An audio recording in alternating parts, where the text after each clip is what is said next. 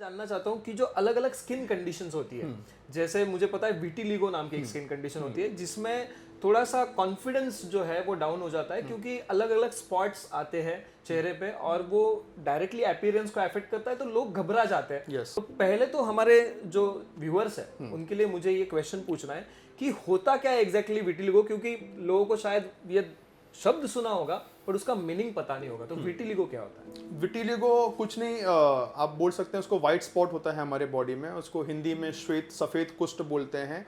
आयुर्वेदा के टर्मिनोलॉजी में उसको श्वित्र बोला जाता है। अकॉर्डिंग टू मॉडर्न साइंस जो विटिलिगो है it is auto immune disorder. Okay. अब ऑटो इम्यून डिसऑर्डर का मतलब क्या होता है कि आपकी खुद की जो इम्यून सिस्टम होती है वो आपके बॉडी के जो सेल्स होते हैं उनको डिस्ट्रॉय करना चालू करती है। कि एक सेल होता है हमारे स्किन में जिसको बोलते हैं मेलेनोसाइट्स। ओके। मेलेनोसाइट्स का काम होता है मेलेनिन करके एक है सब्सटेंस क्रिएट करना, जिसके वजह से हमारी जो बॉडी है वो कलरेशन उसमें होता है स्किन में। ओके।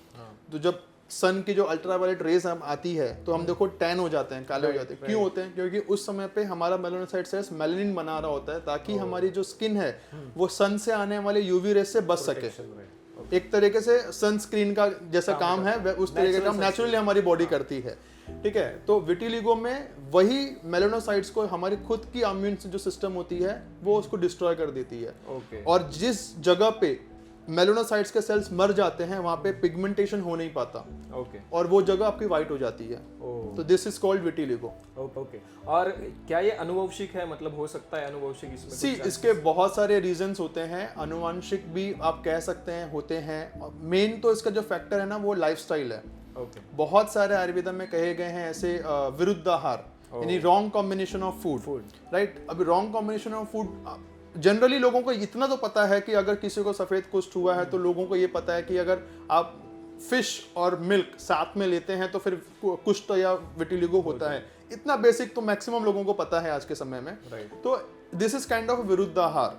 अब विरुद्ध आहार यही नहीं होता, आप फ्रूट और मिल्क जिसको मिल्क शेक सब लोग पीते हैं आजकल, तो milk shake is also one kind of विरुद्ध आहार। तो एकदम इजीली ले लेते हैं लोग इजीली लेते हैं, दिन भर में चालू रहता है। Yes absolutely. तो ये भी विरुद्ध आहार है। ओके। तो आयुर्वेद में ऐसे बहुत सारे रॉन्ग कॉम्बिनेशन ऑफ फूड बताए गए हैं। ठीक है, इवन विरुद्ध आहार या रॉन्ग कॉम्बिनेशन बहुत तरीके के हो सकते हैं। It's not limited to the you can say कि सिर्फ आप दो अलग अलग टाइप के फूड को मिक्स कर दे रहे हो और वो विरुद्ध आहार हो गया। विरुद्ध आहार आपका टाइम के अकॉर्डिंग भी हो सकता है, आपका क्वांटिटी के अकॉर्डिंग भी हो सकता है।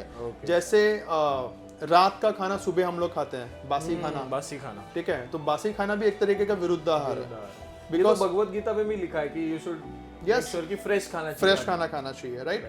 और समय, जैसे अभी जैन हमारी जैन जो समाज है, जैन समाज में जैन धर्म में ये बताया गया है कि आपको सूर्यास्त के पहले खाना चाहिए, क्योंकि आपका जो एक बॉडी का बायोलॉजिकल क्लॉक होता है, सर्कैडियन साइकिल बोलते हैं उसको। ठीक है, बॉडी का, सेल का, सबका एक बायोलॉजिकल क्लॉक होता है। उस बायोलॉजिकल क्लॉक के अकॉर्डिंग आपको काम करना होता है। और हमारा शरीर नेचर से जुड़ा हुआ है। एग्जैक्टली। राइट।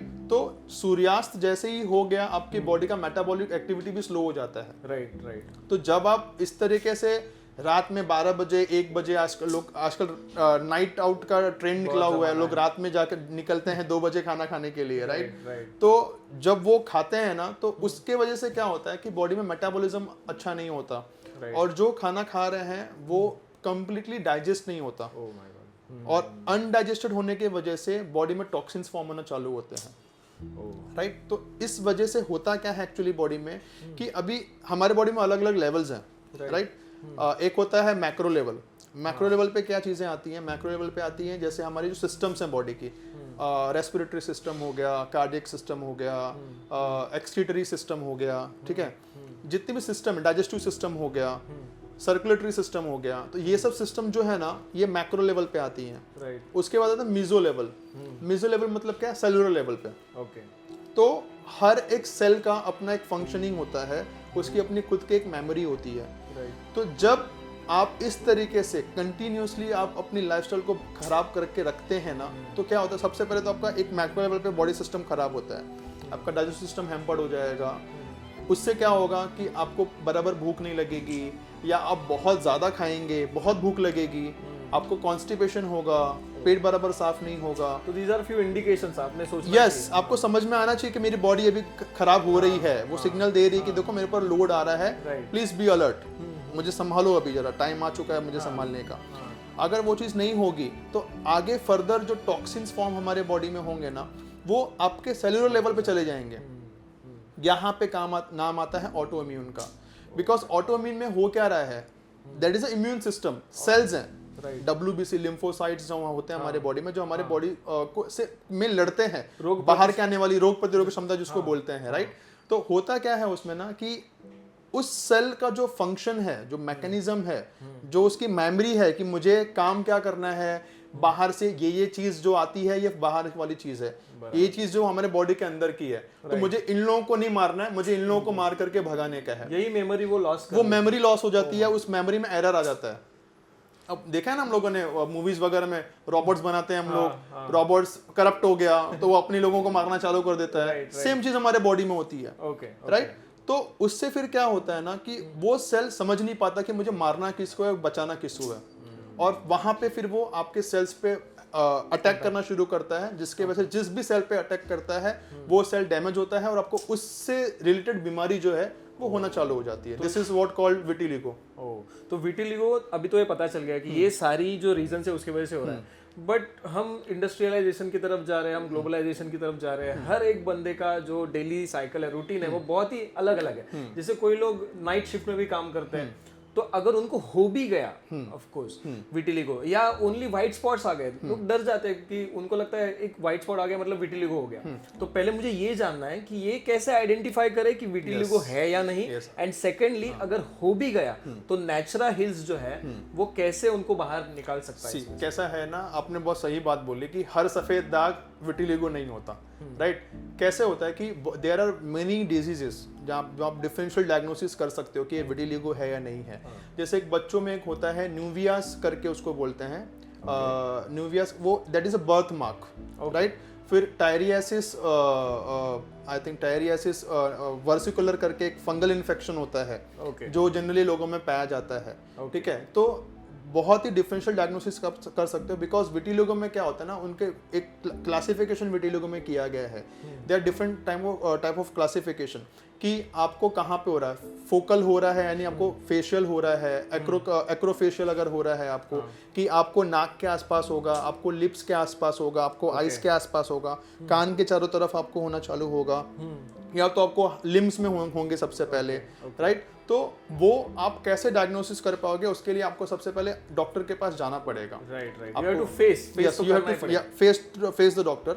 डॉक्टर के पास जब आप आएंगे, जब आप हमारे पास आएंगे, तो सबसे पहले हम क्या करेंगे, हम आपके बॉडी का प्रकृति एनालिसिस करेंगे, राइट। आपको पल्स डायग्नोसिस करेंगे, और उसके अकॉर्डिंग आपके बॉडी का जो मेटाबॉलिज्म है till the level of your cellular mechanism, cellular level पे आपका मेटाबॉलिज्म कैसे काम कर रहा है हम उसको देखेंगे। मैक्रो से सेल्यूलर तक, यस, मैक्रो से मीजो तक हम जाएंगे, आपके बॉडी में देखेंगे, एग्जामिनेशन करेंगे कि किस लेवल तक आपके बॉडी में डिस्टर्बेंस आया हुआ है, या मेटाबॉलिज्म किस लेवल तक डिस्टर्ब हुआ है, और उसके अकॉर्डिंग, बिकॉज कैसा होता है ना आयुर्वेदा में कि हर पेशेंट जो हमारे पास आता है वो एक जैसा नहीं होता, हर पेशेंट टू पेशेंट या हर पर्सन टू पर्सन आपकी बॉडी अलग होती है, उनकी लाइफस्टाइल अलग होती है, वो अलग जगह से आते हैं। हमारे पास असम से भी लोग आते हैं, वेस्ट बंगाल से, उत्तराखंड से, साउथ से, महाराष्ट्र से पेशेंट आते हैं। तो जब अलग अलग जगह से पेशेंट्स आ रहे हैं तो वो अलग अलग रीजन को डिनोट कर रहे हैं, राइट। अलग रीजन का उनका अलग एटमॉस्फेयर रहता है, उनका अलग खान पान रहता है, अलग लाइफस्टाइल रहती है, और उनका बॉडी का नेचर भी अलग होता है। तो जो ट्रीटमेंट होता है ना वो body to body, person to person, nature to nature depend करता है कि डिजीज किस लेवल की है, क्या नेचर है बॉडी का, किस तरीके की लाइफस्टाइल फॉलो करता है। तो सबसे पहला काम हमारा क्या होता है कि आपको कंसल्ट करने के बाद आपका लाइफस्टाइल चेंज करना, बिकॉज लाइन पे लाना, यस, लाइन पे लेके आना, बिकॉज आपको बीमारी तभी होती है जब आप अपने बॉडी को डिसअलाइन करते हो। जो नेचुरल वे है, जो बायोलॉजिकल क्लॉक है, उसका जो सर्कैडियन साइकिल जिसको फॉलो करना है, आप जब उसको फॉलो नहीं करते हो ना, उसके बाद ही आपको चीजें शुरू होनी चालू होती हैं, बॉडी में प्रॉब्लम्स चालू होती है। तो सबसे पहले लाइफस्टाइल करेक्शन बहुत जरूरी है। उसके बाद डाइट चेंज करना पड़ता है, बिकॉज नाउअडेज हमारे इंडिया के जो लोग हैं, पहले हमारा जो डाइट था बहुत सात्विक हुआ करता था, टाइम टेबल हुआ करता था, बाहर की चीजें उतनी होती नहीं थी खाने के लिए, अब बहुत कम थी। अब फैंसी फूड्स बहुत आ गए हैं, बाहर के चाइनीज वगैरह बहुत आ चुके हैं, अभी कोरियन डिश भी बहुत फेमस हो रहा है आजकल।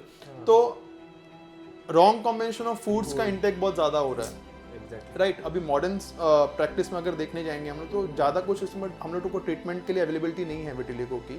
हम इसमें अकॉर्डिंग टू मॉडर्न ट्रीटमेंट हम लोग क्या दे सकते हैं, हम लोग स्टेरॉइड टॉपिकल देते हैं, या तो फिर लेज़र ट्रीटमेंट होता है वो हम लोग देते हैं। इसके अलावा ज़्यादा अगर आपको पास पैसे हैं तो आप फिर स्किन आप चेंज कर सकते हैं, ठीक है, स्किन ग्राफ्टिंग होता है तो स्किन चेंज कर सकते हैं। तो ये सब चीज़ें इसमें ऑप्शंस हैं। आयुर्वेदा में इसके उलट बहुत ही यू कैन से रूट पे जाके हम लोग ट्रीट करते हैं और आपका लाइफस्टाइल चेंज, डाइट चेंज करते हैं, जो सिम्टम्स हैं जैसे उसके अकॉर्डिंग को मेडिसिन देते हैं।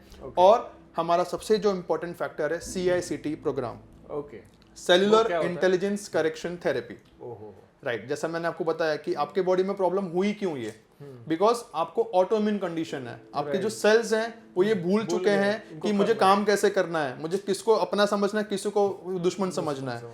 तो जो सेलुलर एरर आ रहा है ना, उस एरर को हमें करेक्ट करने का है, राइट। तो under this programme cellular intelligence correction therapy हम आपके बॉडी को अंडरगोइंग कर लेके जाते हैं through several therapies and treatments, great. और उसके थ्रू आपके बॉडी के सब टॉक्सिन्स को, सेलुलर लेवल तक के टॉक्सिन्स को बॉडी से बाहर निकालते हैं, जिसके वजह से आपके सेल्स को रीजनरेट होने में हेल्प मिलती है।